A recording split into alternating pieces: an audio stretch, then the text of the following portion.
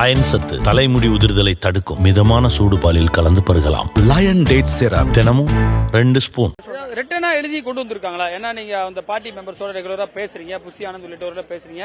எந்த மாதிரியான கம்ப்ளைண்ட், எத்தனை பேஜஸ் இருக்கு, வேற என்னெல்லாம் அதுக்கு சொல்ல? ஏன்னா குறிப்பாக விஜய் கட்சியை பொறுத்து நிறைய இளைஞர்கள் இருக்கிறாங்க, மாணவ மாணவிகள், குறிப்பாக கல்லூரியில் படிக்கக்கூடியவர்கள், அவருக்கு நிறைய ரசிகர்கள் இருக்காங்க. எனவே இதையெல்லாம் மீன் பண்ணி ஏதாவது இருக்குமா அந்த புகார் கிடைக்கும்? நம்ம இந்த விவகாரம் தொடர்பாக இன்னைக்கு காலையில இருந்து நம்ம பேசிட்டு இருக்கோம். ஒரு 6 மணில இருந்து நம்ம கடிதம் கிடைச்சதுல இருந்து நம்ம பேசிட்டு இருக்கோம். நேற்று கிட்டத்தட்ட சனி ஞாயிறு என 2 நாட்களும் தொடர்ச்சியாக இந்த விவகாரம் தொடர்பாக பல்வேறு நபர்களிடம் தவிக தலைவர் விஜய் பேசியிருக்காரு. குறிப்பாக கட்சியினுடைய பொருளாளராக இருக்கக்கூடிய வழக்கறிஞர் வெங்கட்ராமன் இதுல முக்கிய பங்கு ஆற்றிருக்காருன்னு நமக்கு சொல்றாங்க. 3 பக்கங்கள் அறிக்கையா இருக்கு. தமிழ் மட்டும் இல்லாம ஆங்கிலத்திலயும் அதுக்கான அறிக்கையை வந்து தயார் செஞ்சு அவர் வந்து விஜய் வந்து நேரடியாக ஆங்கிலத்திலேயே அவருடைய உரையாடல்களை ஆளுநரிடம் சொல்ற அளவுக்கு தயாரா இருக்கிறதாகவும் 3 பக்கங்கள் கொண்ட அறிக்கை.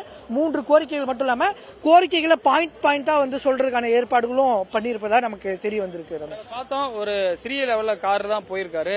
வழக்கமா அரசியல் கட்சிகள் வந்து பெரிய கார்ல நிறைய பேர் 5-6 கார் போவோம். இப்போ அந்த ஒரு கார் தான் போயிருக்கு. அதுல யார் யாரெல்லாம் இருக்காங்க? நமக்கு சொல்ல முடியும், தமிழக வெற்றிக்கழகத்தினுடைய தலைவர் விஜய் அந்த பக்கம் இருக்காரு.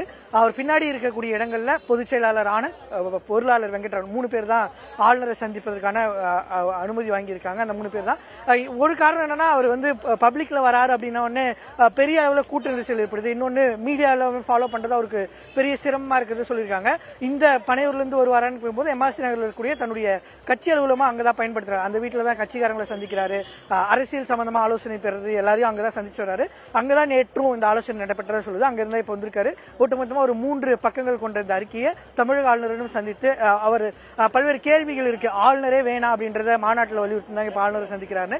ஆளுநர் அப்படின்ற பதவி நீக்கப்படும் வரை அவர் தான் இங்க ஹெட் ஆஃப் ஸ்டேட்டா இருக்கிறதுனால தமிழ்நாட்டில் தொடர்ச்சியாக நடைபெற்றக்கூடிய சட்டம் ஒழுங்க அவர்கிட்ட தான் கொண்டு போய் சொல்லணும். அதே போன்று குறிப்பா இந்த அண்ணா நகர் அந்த 10 வயது மாணவிக்கு நடைபெற்ற விவகாரத்திலிருந்து இந்த தொடர்ச்சியா வந்து மகளிர் சிக்கல்களை சந்திச்சு வராங்க காவல்துறையினருமே அப்படின்றதுனால நேரடியாக ஆளுநர் கிட்ட இந்த விவகாரத்தை கொண்டு செல்றதா திட்டமிட்டு இருக்காங்க. ரமேஷ், அதாவது பாத்தீங்கன்னா தமிழகத்தில் பிரதான எதிர்கட்சியா இருக்கக்கூடிய அதிமுகவிற்கு 65 எம்எல்ஏக்கள் இருக்காங்க. அதற்கு இருக்கக்கூடிய கட்சிகள் பல கட்சிகள் இருக்குது. அந்த கட்சிகள்லாம் இல்லாத ஒரு அந்த விஷயம் கவர்னரை பார்த்து கொடுக்கணும் அப்படின்ற விஷயம் அவங்களுக்கு ஏன் தோணுச்சு?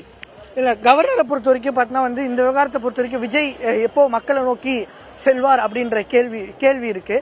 இந்த விவகாரம் தொடங்கியது இன்னைக்கு காலையில வெளிவந்த அறிக்கையிலே கூட நேற்று இரவு இந்த அறிக்கையை தயார் செய்ய பல்வேறு தகவல்களை சொல்லிட்டு வர்றீங்க செய்தியாளர்கள் ரமேஷ் மற்றும் சந்தானகுமார். நீங்க இணைப்பிலே இருங்க, நம்ம தொடர்ந்து பேசலாம். அயன் சத்து தலைமுடி உதிர்தலை தடுக்கும் மிதமான சூடு பாலில் கலந்து பருகலாம். லயன் டேட் சிரப் தினமும் 2 ஸ்பூன்.